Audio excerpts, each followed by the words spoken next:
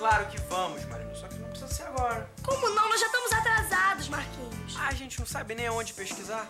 A professora disse pra pesquisar na biblioteca. E onde é que fica essa biblioteca? No bairro das Amendoeiras. Ah, e eu vou ficar procurando o bairro todo. É, na Rua das Flores. Muito engraçado, eu andando de porta em porta na Rua das Flores. É a Rua das Flores número 10, Marquinhos.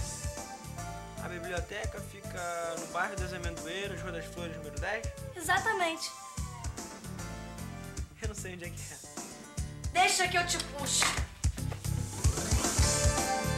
Pois é, gente. São muitas as situações nas quais precisamos localizar alguma coisa. O nosso lugar na sala de aula, uma poltrona na plateia de um teatro, um satélite artificial no espaço. E para começar essa conversa de localização de pontos, vamos rever uma velha conhecida nossa, a reta numérica. Chamamos de reta numérica uma reta que possui uma origem, que associamos ao número 0. Um sentido, indicado por uma flecha que corresponde ao sentido de crescimento dos números. E uma unidade de medida de comprimento constante, que será a distância entre dois números inteiros. Vocês também já sabem que podemos marcar sobre a reta numérica números fracionários ou números com vírgula. Um número 1/2, ou 1/2, por exemplo, está na metade da unidade, entre 0 e 1. Já o número 2,6 se localiza entre o número 2 e o número 3, mais precisamente 6/10 depois do número 2. Para isso, dividimos a unidade em 10 partes iguais e marcamos a localização exata do número. Agora, qual será a posição do número menos 17/5 na reta numérica? Bem, menos 17/5 é o mesmo que menos 17 dividido por 5, que é o mesmo que menos 3,4. Dividindo em 10 partes iguais o segmento entre menos 3 e menos 4, acharemos o local exato do número menos 3,4, que é o mesmo que o número menos 17/5. Vamos ver agora algumas aplicações práticas de localização de pontos numa reta. Numa rua, a numeração das casas começa sempre de uma das extremidades. A essa extremidade fazemos corresponder o número 0. Caminhando do 0 para outra extremidade da rua, as casas do lado direito são as de número par e as casas do lado esquerdo as de número ímpar. Aliás, esta é a Rua das Flores e no número 10 fica a biblioteca. Para que essa pressa toda, hein, Marilu? Se não for agora, a gente não faz esse trabalho nunca. Tá vendo? É melhor a gente ir embora. Vem. Bora nada, a gente tem que pegar o livro que foi indicado, vem. Já vi que vai levar mais de um ano pra gente achar esse bendito livro de história. Não, senhor, é só procurarmos no arquivo. Isso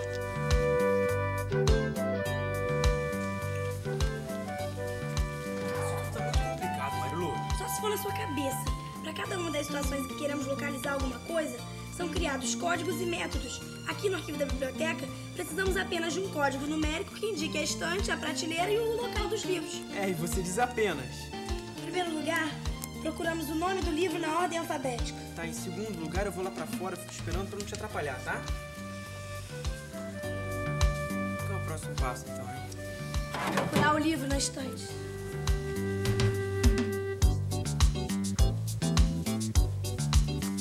Achei! É melhor não tirar do lugar, depois a moça reclama, briga.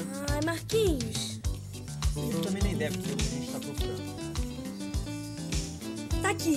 Linha do Tempo, página 30. Vem, vamos sentar. Eu e a minha boca. Um outro exemplo de aplicação prática da reta numérica muito importante são as linhas do tempo utilizadas em história. Vamos ver um trecho dela. Notem que esse trecho está dividido em séculos, com exemplos do ano em que nasceram alguns homens e mulheres que ficaram conhecidos na história. Tomamos como origem o nascimento de Jesus Cristo. Tudo à esquerda se refere a acontecimentos antes do nascimento de Cristo, ou AC. Tudo à direita é depois de Cristo, ou DC. Em função disso, podemos dizer que Sócrates, o famoso filósofo grego, nasceu no ano de 470 a.C., ou 470 AC. Já Tiradentes nasceu em 1748, depois de Cristo. E quando é depois de Cristo, não se costuma falar o DC. Mas então também posso marcar nessa linha do tempo o ano do meu próprio nascimento. Pode traçar ao longo da linha do tempo o segmento que corresponde à sua vida até hoje. Muito maneiro. E pode também marcar o segmento de vida dos seus familiares. Assim fica muito mais claro. Fica, mas não vamos fazer nada disso agora. Vamos continuar a estudar a história. Em 1918 acabou a Primeira Guerra Mundial. Em 1945, acabou a Segunda Guerra Mundial. Em 1989, houve o retorno às eleições presidenciais no Brasil. E hoje é aula de matemática e não de história.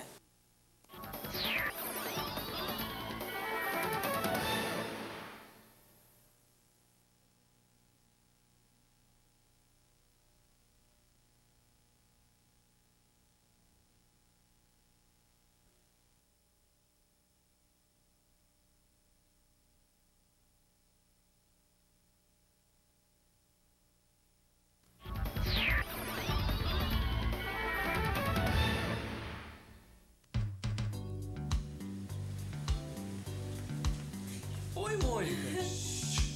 Preciso lhes mostrar uma coisa. Mas nós estamos estudando, Mônica. Ou melhor, eu tô estudando, né? Pois é. Por mim, Mônica, você pode mostrar o que você quiser. Eu quero lhes mostrar como se localiza um ponto. Nós já sabemos disso, Mônica. Nós estamos estudando. Quero dizer, eu tô estudando a localização dos fatos históricos na linha do tempo. Acontece que há algumas situações nas quais localizar um ponto numa reta não é suficiente. Não? Não. Que situações são essas? São quando precisamos localizar um ponto num plano. Como é que é? Vem comigo. Espero que haja uma razão muito boa pra você ter nos tirado da biblioteca, Por mim, Mônica. tudo bem. Não, senhor. Fica nada a ver com uma educadora fazer o que ela fez. Eu quero que vocês reparem nesse jogo de xadrez. O quê? Como podemos marcar a localização de uma peça no tabuleiro de xadrez? Mônica, você nos tirou da biblioteca pra jogar xadrez? Não. Mônica, eu não tava afim de estudar história. Mas sabe, xadrez também não é o meu No forte. jogo do xadrez, eu quero lhes mostrar que é preciso de algo mais, como precisamos localizar um ponto no plano. Aqui, olha, não nos basta uma reta. No tabuleiro estamos lidando com um plano. Observem que o tabuleiro possui 64 casas. Para localizar um ponto numa dessas casas, precisamos contar com um código que indique a coluna e a linha dessa casa. As colunas, dispostas verticalmente, recebem letras. As linhas, dispostas horizontalmente, recebem números. Se eu só falasse que uma pedra está numa casa da coluna F, eu poderia estar falando de um monte de casas. No entanto, se eu falar da casa que fica na coluna F, linha 3, aí só estou falando de uma casa mesmo. E essa casa se chama F3. Assim, a casa D5 é essa. E a casa H7 é essa. Tudo bem, Mônica, é legal saber isso. Mas quando o pessoal tá jogando xadrez, todo mundo vê onde estão as peças. Não, Marcos, nem sempre. Algumas partidas de xadrez são disputadas à distância, pelo correio ou por fax. Aí quando um jogador diz que quer colocar o rei dele na casa E6, o outro jogador sabe a que posição o seu oponente está se referindo, entendeu? E eu também sei. Coluna E, linha 6. Casa E6, onde o jogador colocou o rei dele. Eu não colocava o meu rei aí. E por que não? É, porque eu não sei jogar. Ah, bobão. Existe um outro jogo que você sabe jogar, que também é um ótimo exemplo de localização de um ponto no plano. Batalha naval. A batalha naval não é nada mais, nada menos que um tabuleiro quadriculado no qual a posição de cada quadradinho é dada pelo eixo horizontal, com letras, e pelo eixo vertical, com números. Quero colocar um hidroavião em J4, K3 e L4. Pois eu vou atirar no B2, I9 e N14. M ou N? N de Nair, N14. Nesse caso, água, água e água. Ai, você é um bobão mesmo.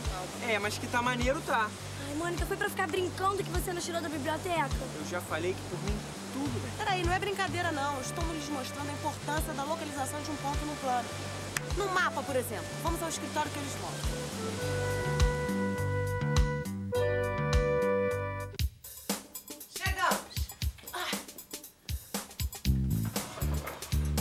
Olha, imaginem que vocês queiram conhecer alguns pontos do Brasil e vão utilizar esse mapa.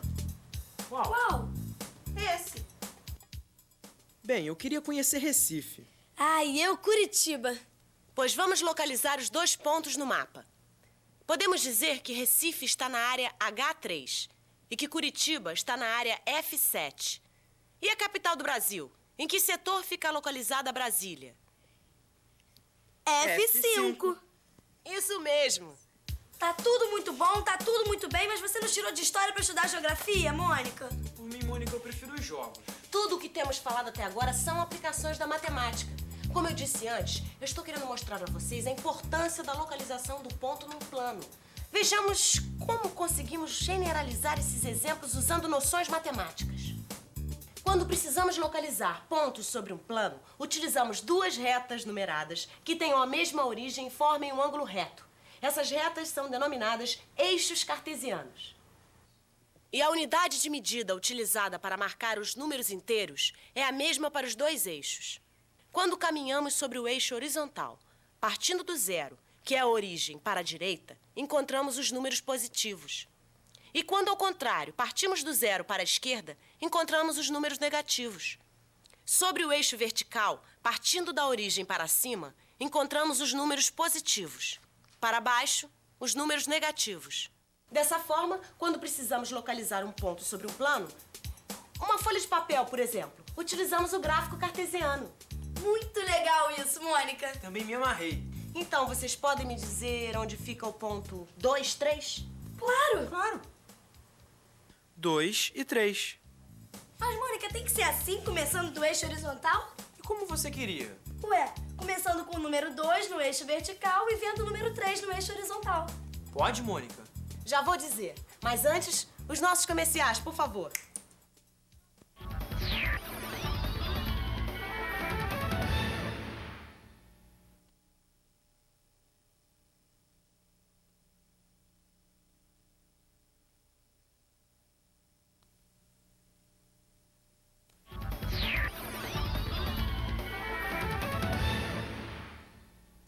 Então, Mônica, como se marca o seu ponto no plano? O que eu fiz tá certo ou não? Vamos chamar o ponto do Marcos de A e o ponto que você queria de B. O ponto A está 2 unidades à direita da origem no eixo horizontal e 3 unidades acima da origem no eixo vertical. Já o ponto B está 3 unidades à direita da origem no eixo horizontal e 2 unidades acima da origem no eixo vertical.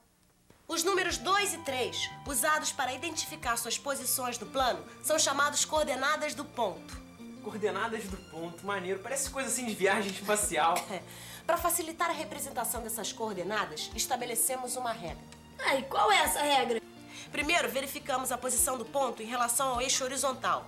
Ou seja, caminhamos da origem para a esquerda ou para a direita, no eixo horizontal. Foi o que eu fiz. Depois, verificamos a posição do ponto em relação ao eixo vertical. Ou seja, caminhamos da origem para cima ou para baixo. Exatamente o que eu fiz. Então, você acertou. O ponto 2, 3 que eu pedi é o ponto A e é indicado assim. Então, o ponto B, na verdade, 3, 2. Isso mesmo, Marilu. O primeiro número representa o eixo horizontal. O segundo número indica o eixo vertical. As coordenadas de um ponto são um par de números que colocamos entre parênteses, numa determinada ordem, como a que acabamos de ver. E esse par é chamado de par ordenado, horizontal ou vertical. Eu acho melhor voltarmos a estudar história. Não, espera. Eu quero que vocês me localizem o ponto P de coordenada 5, 2. 5 à direita, 2 para cima. E o ponto Q menos 2, 1. 2 à esquerda, 1 para cima. Agora me digam qual é o par ordenado desse ponto R. 3. Menos 1.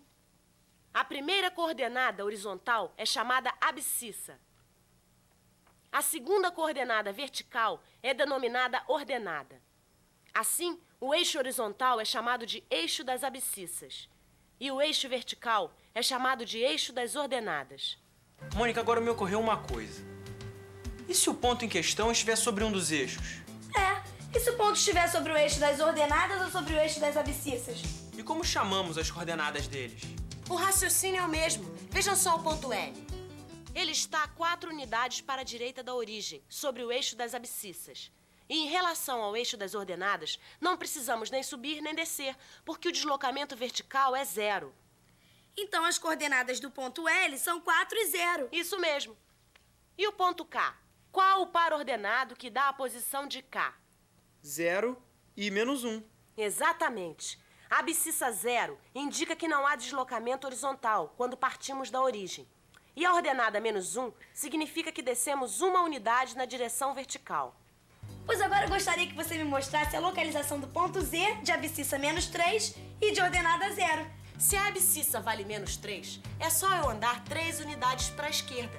E se a ordenada é 0, então o ponto está sobre o eixo das abscissas.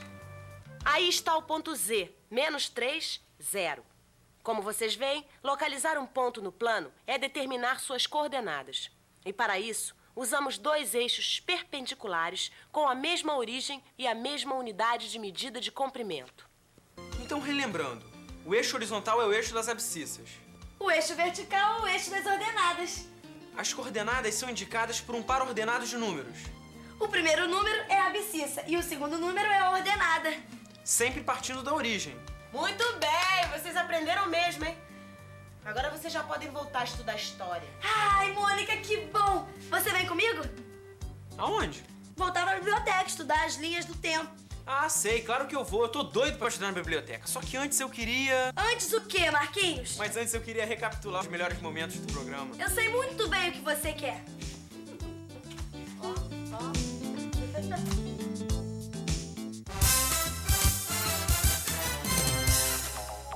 No programa de hoje, nós falamos sobre o gráfico cartesiano.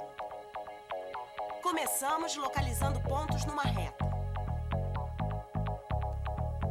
E vimos a importância prática disso. Em seguida, vimos situações nas quais localizar um ponto numa reta não é suficiente. A partir daí, generalizamos os exemplos, usando o que já sabemos de matemática. Então, falamos bastante das coordenadas de um ponto. Com tudo isso, eu espero que vocês nunca se percam, hein? Um beijo e até a próxima!